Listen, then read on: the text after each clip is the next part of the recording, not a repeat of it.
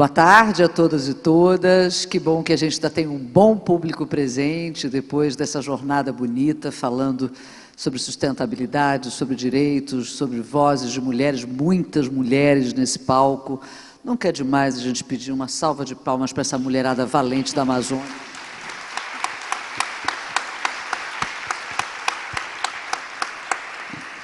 Nós ouvimos muitas mulheres falando da importância e da liderança de mulheres em comunidades indígenas, em comunidades quilombolas, extrativistas, ribeirinhas, o quanto essas mulheres têm desempenhado um papel muito importante na conservação dessas áreas que precisam ser cuidadas e enxergadas também, não só como grandes maciços florestais, pelos serviços ambientais, mas pelas pessoas que são guardiãs desses territórios. Bom, nós passamos ao longo desse dia todo sobre quem precisa ser visibilizado e as pessoas que precisam de reconhecimento e recursos para continuar desenvolvendo o seu trabalho de proteção desses espaços. E hoje nós vamos falar agora, nesse momento aqui nesse painel, sobre soluções que precisam ser abraçadas e fortalecidas pelo setor privado. E há muitos anos, muitas empresas vêm aumentando os seus compromissos, fortalecendo, inclusive, as suas falas públicas nesse compromisso da descarbonização, não só dos seus processos produtivos, mas também na sua cadeia de suprimentos. E quando a gente fala da região amazônica, nem sempre esses compromissos assumidos pelo setor privado são suficientes. A Amazônia é um território que tem muitas especificidades, é um território em disputa, um território em que as fragilidades, inclusive, nesse território em disputa, precisam ser observadas, inclusive por essas empresas que querem cumprir o seu papel. Então, nós vamos falar sobre essas soluções climáticas que têm sido abraçadas por essas empresas nos seus investimentos, dentro dos seus compromissos com a ESG, soluções baseadas na natureza. Eu vou começar conversando nesse nosso painel com essa mulher por quem eu tenho imensa admiração, que é uma irmã que essa vida me deu, uma companheira de gestão, a secretária de Povos Indígenas do Pará, Puir Tembé. Vai falar para a gente, Puir, querida secretária, sobre essas empresas que querem investir na Amazônia. Nós sabemos que a Amazônia é um território com uma economia muito baseada em mineração, em pecuária, em agricultura. Somos um estado produtor de alimentos, mas esse é um modelo que carece de um compromisso cada vez maior dessas empresas. E nem sempre o compromisso assumido por essas empresas cumpre o rito de escuta das comunidades que vivem nos territórios protegidos. O que é preciso fazer, Puir, para que esse compromisso assumido pelo setor privado ele tenha mais aderência, respeito e uma agenda que entenda o tempo também de toda, inclusive é uma regulamentação legal mesmo de escuta dos povos indígenas. O que é preciso fazer para melhorar essa dinâmica dos investimentos do setor privado na agenda ambiental, com uma escuta mais qualificada do movimento indígena? Boa tarde, minha irmã.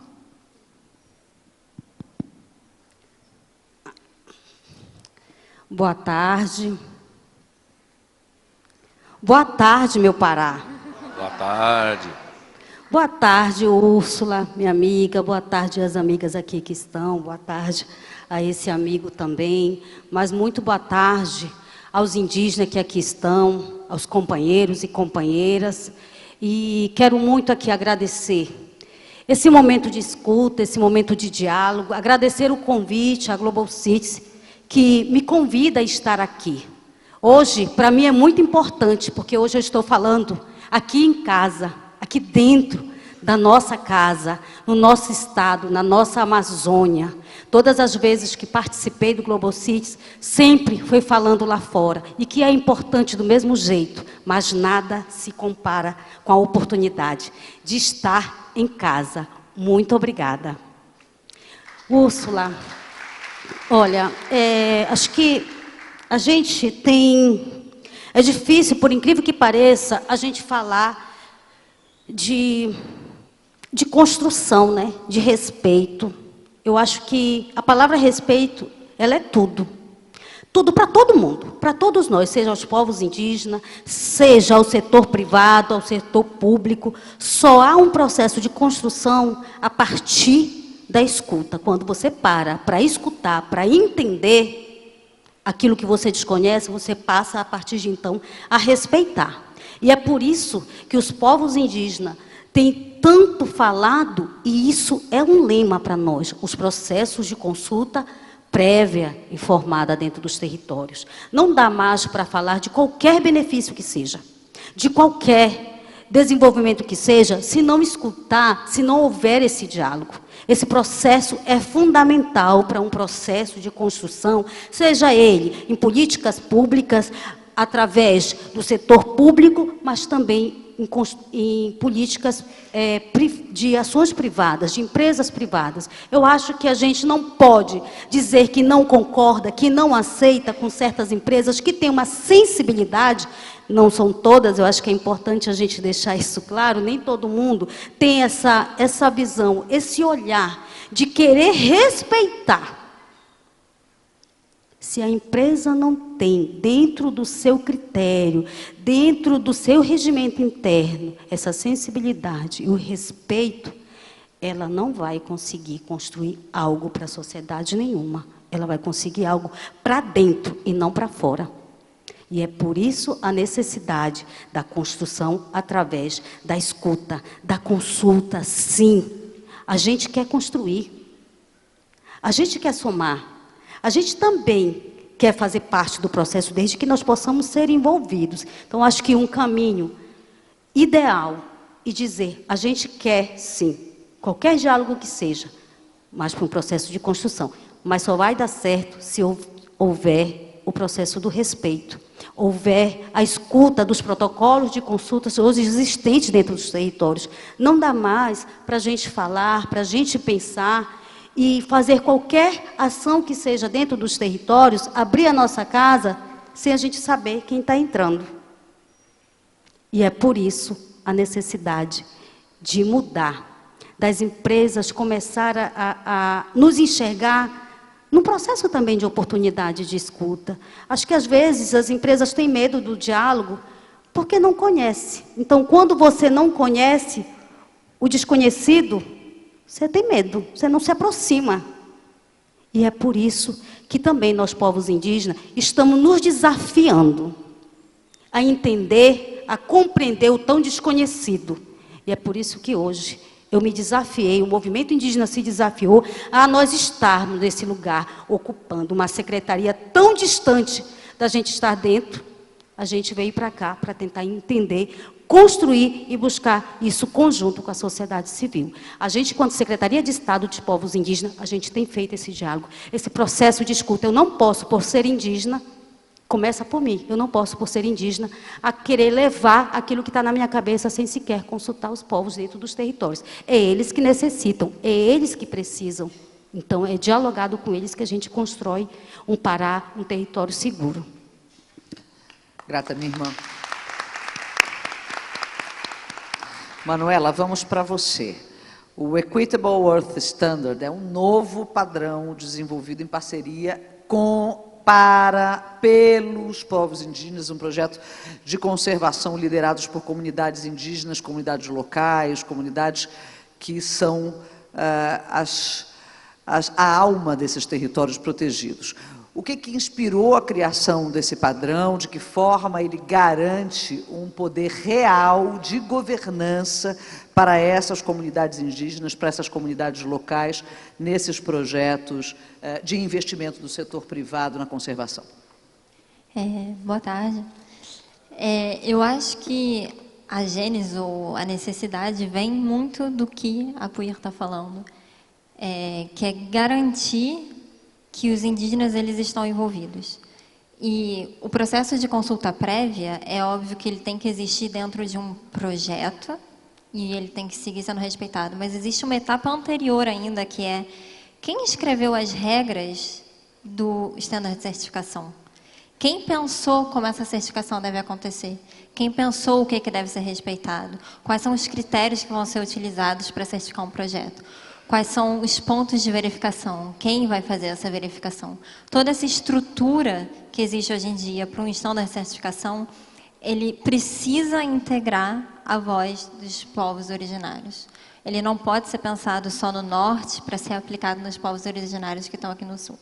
Então, o Equitable ele surge dessa observação, dessa necessidade de integrar essa consulta numa etapa ainda anterior e de trazer, a partir dela, uma estrutura que vai gerar confiança.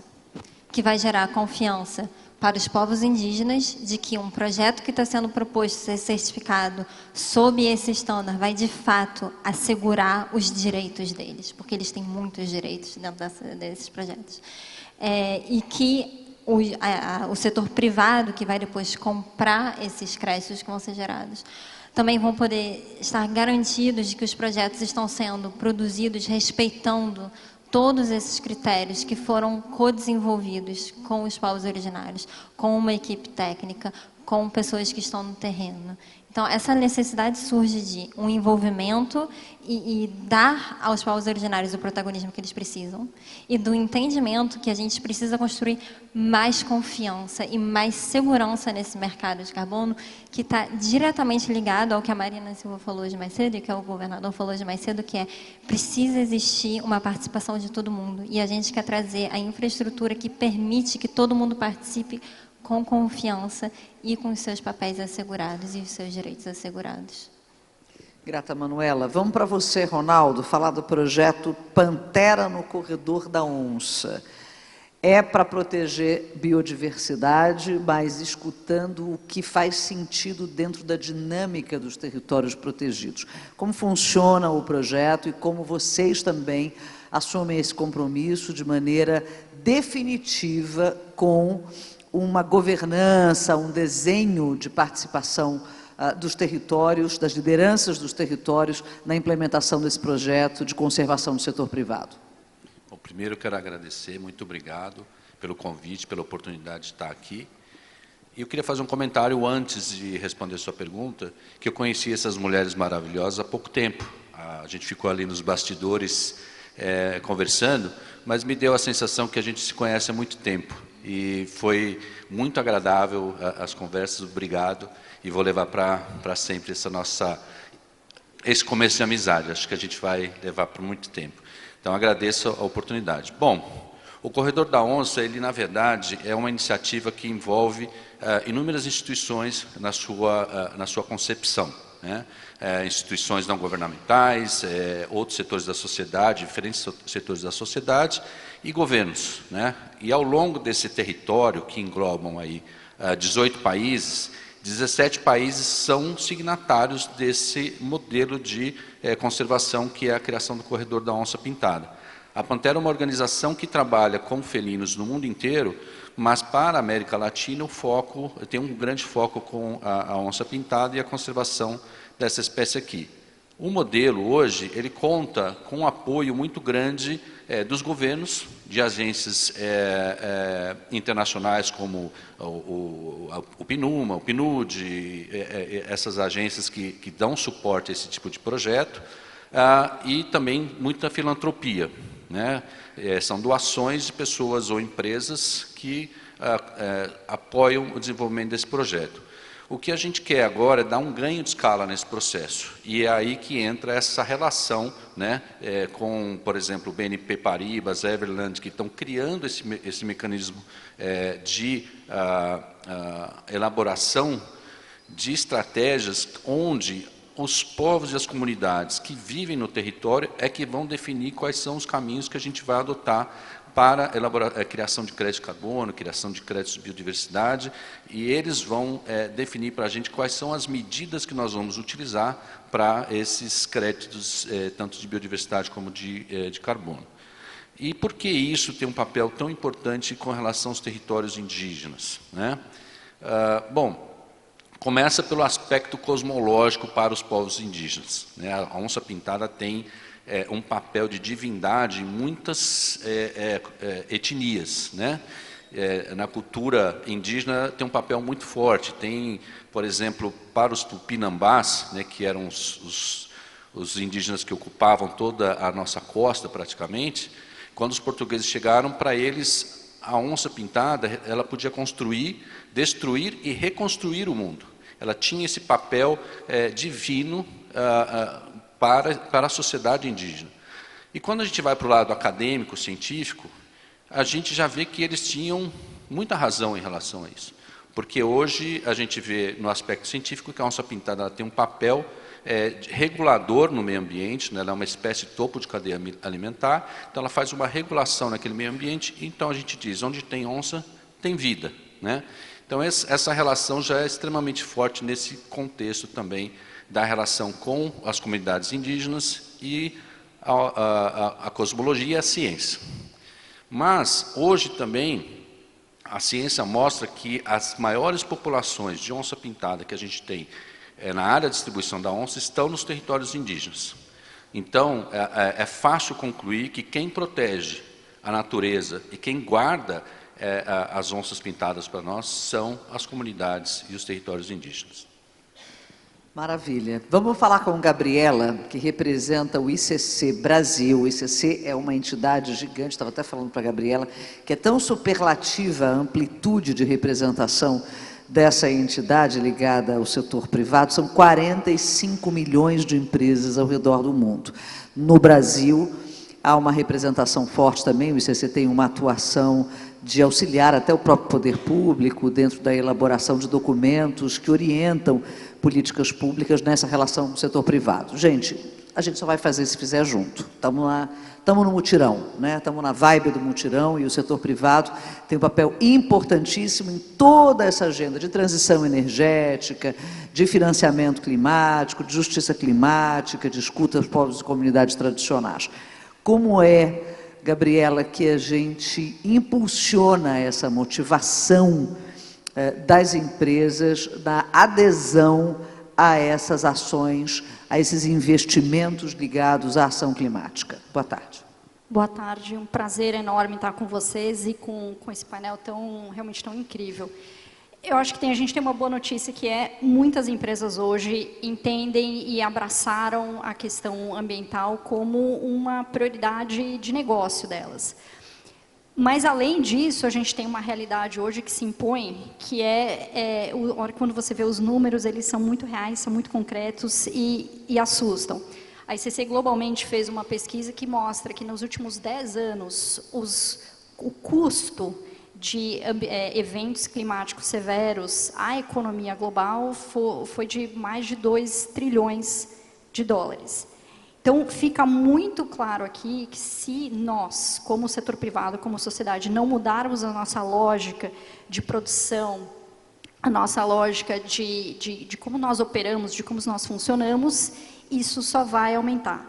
Então, são esses fatores que têm também ajudado a impulsionar o setor privado a acelerar essa transição, a achar quais são os meios, quais são os caminhos. São caminhos de erros, de acertos, são caminhos de ajustes que vão ser necessários, mas é um caminho sem volta.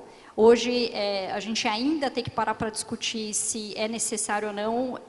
Eu acho que é um erro muito grande. O que a gente já percebe é que esse diálogo está parcialmente superado.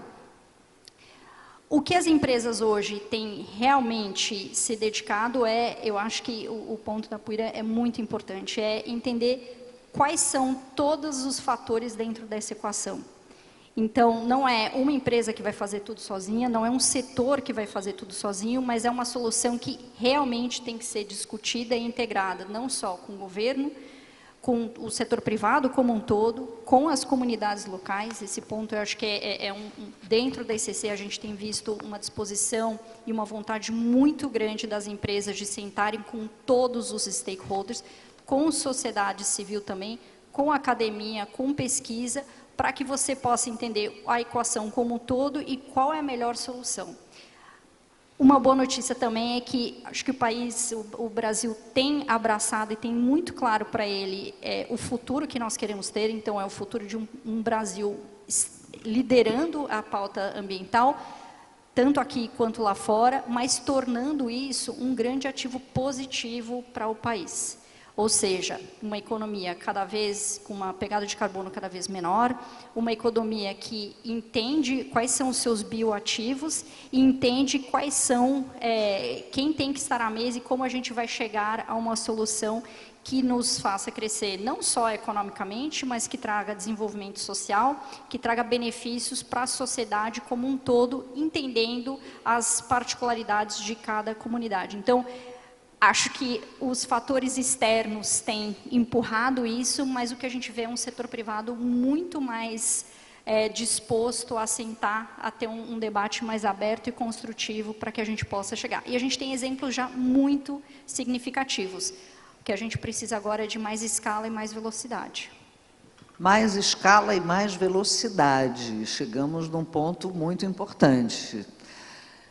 Os instrumentos estão colocados, Puir usa muito um conceito, que é uma síntese muito poderosa, que fala sobre reflorestar mentes. O nosso Pará tem sido, né, Puir, um laboratório de experiências de financiamento climático muito inovadoras. Nós temos o Plan Bio, que foi construído junto com essa escuta de povos e comunidades tradicionais para entender onde, como, o que faz sentido.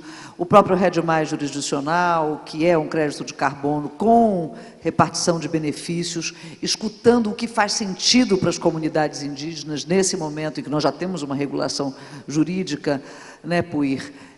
Mas é sempre um desafio. Como é que esse dinheiro chega na ponta, nas comunidades indígenas que estão prestando esse serviço ambiental e que é neste território que esse crédito de carbono está sendo comercializado? Como chega, Puir? E como a gente consegue inovar, acessar mais linhas de financiamento, mais fundos de financiamento, para que os povos e comunidades tradicionais possam fazer a manutenção dos seus modos de vida, da sua cultura, com respeito e garantia de direitos. Puir. Oi, Úrsula. Bom, a gente fala desse financiamento, né? Eu volto a dizer, só vai dar certo se acreditarem nas nossas organizações indígenas, se acreditarem no modelo que nós, povos indígenas, entendemos como desenvolvimento. Nós também falamos de desenvolvimento. Nós falamos de desenvolvimento a partir do nosso olhar, a partir desse território. Mas para isso é preciso que aqui fora as pessoas acreditem e possam também financiar o modelo que nós entendemos que é importante. E ele é tão importante que nos faz ser quem somos hoje. O modelo que hoje a gente desenvolve, e nós não estamos desenvolvendo agora, nós já desenvolvemos esse modelo há milhares de anos. E agora chegou a hora da gente também pedir ajuda. A gente está fazendo várias tentativas, pessoal, várias tentativas de ir explicando a importância do fortalecimento, do apoio, desse financiamento tão falado, todo mundo, em todas as esquinas estão falando de financiamento. O que menos se fala somos nós, porque está tão difícil desse financiamento chegar a quem de fato protege e assegura esse território. A gente não é laboratório. Nós somos laboratório, território vivo.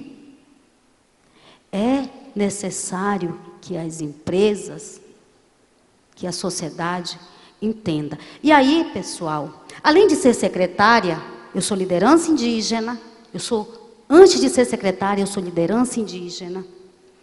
Eu sou fundadora de uma das maiores organizações, aliás, a maior organização indígena de mulheres indígenas nesse país, chamada Amiga, que está aqui, a Concita, que é uma das mulheres terra, que é também presidente da articulação das mulheres indígenas, e nesse lugar que aqui estou, também representando essa organização Amiga, e trago a mensagem nossa, do reflorestar mentes.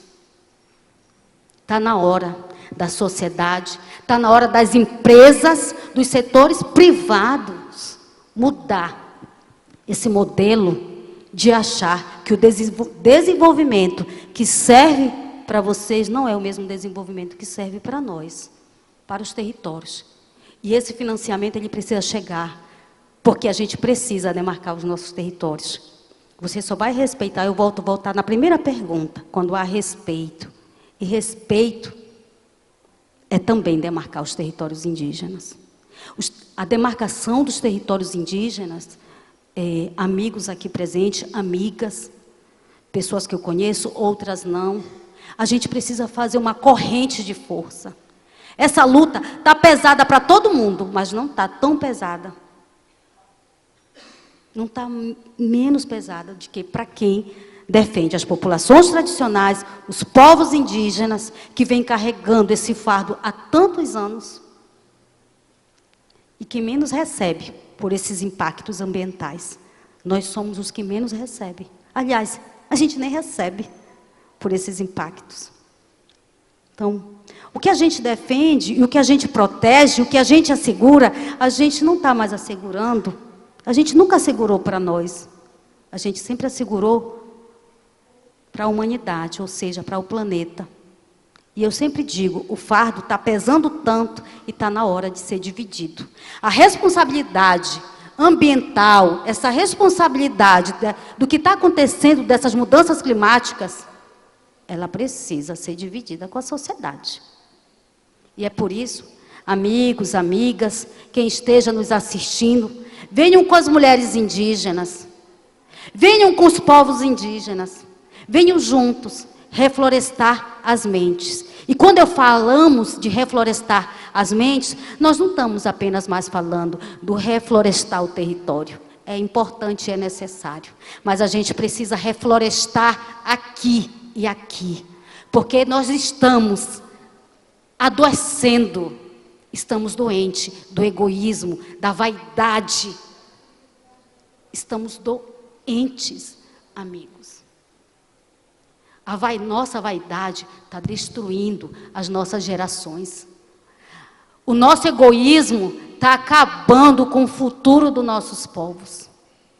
Precisamos olhar para esse sentimento. A guerra está acontecendo aí, no mundo. A gente também, o Brasil está em guerra. Com uma das maiores potências do Brasil. Isso tem a ver com briga econômica, isso tem a ver com mudanças climáticas, isso tem a ver com nós. E aí, sociedade? E aí, amigos e amigas? Qual é o próximo passo? É a gente assistir de camarote? Opa, meu filho, muito obrigada pela resposta. Porque a gente vem lutando, filho, por você, que ainda está uma criança e está entendendo muito bem o que eu estou falando. Obrigada, viu? Obrigada. É por você e por tantos que ainda estão por vir que nós estamos fazendo essa luta, Úrsula. E eu trago a mensagem da amiga.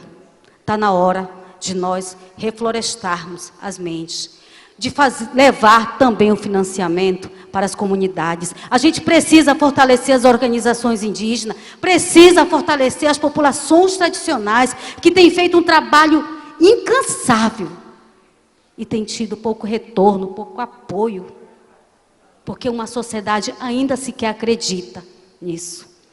Ainda sequer confia. É mais fácil empurrar de goela abaixo os projetos de desenvolvimento, de financiamento, sem sequer escutar o que a gente quer desenvolver e o que a gente quer enquanto financiamento.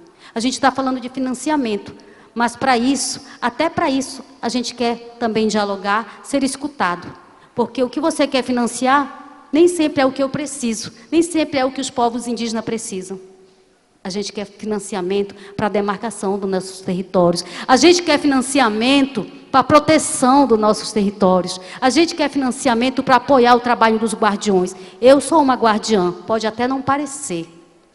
Quem ainda não assistiu Somos Guardiões, assistam. Está na Netflix.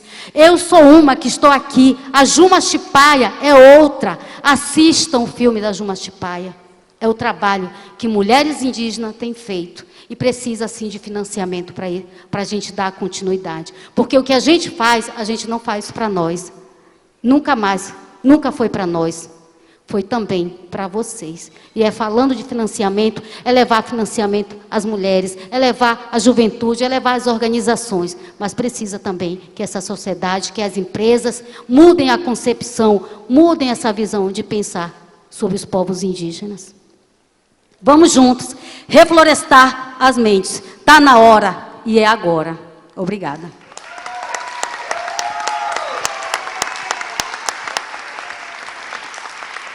Produção, eu preciso de ajuda. Nosso tempo esgotou, eu ainda tenho 3 perguntas aqui. Eu posso seguir? Eu vou seguir, então eu vou seguir. Vamos lá. Manuela, a PUIR, dessa maneira tão intensa e dedicando uma vida inteira a essa luta, porque quem conhece sabe que é uma vida inteira de dedicação à luta, nos falou sobre esse adoecimento, né, dessa nossa sociedade contemporânea, desse desafio que nós estamos vivendo com essa crise civilizatória. Vocês, no Equitable World, têm procurado equilibrar, balancear todos esses avisos que a ciência tem produzido, né? Estamos chegando no turning point, o ponto 5 já passou, o que nós vamos fazer agora? Com essa questão ética, esse balanço ético que é preciso fazer. Não está fácil, né? Estamos hoje, os jornais todos com aquela foto abominável do que está acontecendo em Gaza. É impossível nós não tocarmos nesse assunto, porque é sobre isso que nós estamos falando. Nós não estamos falando só de crise climática, nós estamos falando de uma crise ética, de um mundo que não tem respeito algum pela vida, e todos os jornais mostrando um povo morrendo de fome, além de um genocídio em curso. Como é que a gente traz para dentro o que a ciência nos mostra como um caminho viável de sobrevivência para a espécie, com esse balanço ético que nós precisamos fazer? Não é fácil, mas a gente está tentando. Eu acho que a resposta que a gente tem para dar hoje em dia é que a metodologia do Standard Equitable Earth, que vai ser operacionalizado a partir de um programa que foi aprovado pela ICVCM, que é o Conselho de Integridade para o Mercado Voluntário de Carbono. A gente está tentando juntar o que existe de conhecimento ancestral e tradicional com o que existe de mais moderno em tecnologia, para assegurar que a gente vai ter um respaldo científico. Então, toda a parte de quantificação de carbono utiliza monitoramento via satélite. A gente internalizou a quantificação de carbono para garantir que ela é robusta, que ela é conservadora, que a gente não vai dar mais crédito do que deveria existir, que tudo está centralizado dentro de uma equipe que tem milhões de contrapesos para garantir que tudo está sendo calculado e quantificado como deveria ser. Ao mesmo tempo em que a ética, ela perpassa tudo. Sem a ética, a gente não consegue operar um standard. Mas, de maneira mais pragmática, ela se mostra através de cada um dos critérios que a gente coloca. Então, as exigências que cada projeto vai ter que respeitar para poder receber uma certificação.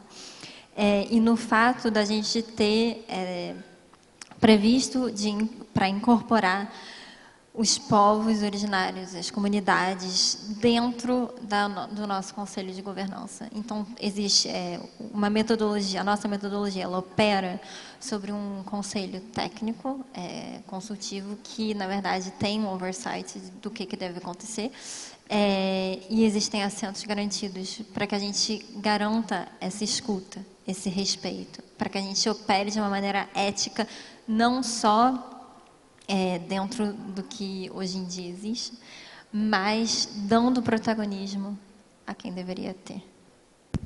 Manuela, gratidão pela tua contribuição. Ronaldo, gratidão pela tua contribuição. PUIR, minha irmã, siga lançando essa flecha na direção desse novo futuro possível, com uma governança mais compartilhada, mais respeitosa. Estamos falando, então, aqui nesse painel sobre a importância da contribuição e dos compromissos assumidos pelo setor privado. E antes da gente encerrar, Gabriela, você tem um anúncio relacionado a esse tema para fazer? Compartilha com a gente. Obrigada, Úrsula. Estamos extremamente animados de poder trazer a rede da ICC, as empresas que nós representamos não só aqui no Brasil, mas globalmente, para apoiar o Global Citizen. Isso é uma tradução da importância que a ICC, como uma instituição centenária globalmente, com mais de 10 anos aqui no Brasil, vê na pauta ambiental. É preciso que o setor privado coloque toda a sua força, é preciso que a gente repense como estamos, a nossa maneira de operar, nossa lógica produtiva, para poder efetivamente achar as soluções que vão implementar mudanças, não só cosméticas, não só imediatas, mas para um futuro muito mais sustentável a longo prazo para todos nós. Então, até a COP, esse é um momento, vai ser um momento muito especial para o Brasil. A gente está muito animado de poder ter todos vocês. Já fica um convite aqui para todas as ações da ICC, que vocês também participem, é importante, mas para a gente colocar não só o peso do setor privado, das comunidades, da sociedade civil, acadêmica, para juntos podermos pensar em um futuro muito diferente para o Brasil. Então, animadíssima, queria agradecer o Dominic, o Mick, do Global Citizen, por essa oportunidade, e estamos animados em colocar as nossas mentes para trabalhar em cima desse grande desafio. Reflorestando Mentes. Grata pela atenção de vocês, ainda tem o nosso encerramento, não saiam daqui. Um beijo no coração de todos.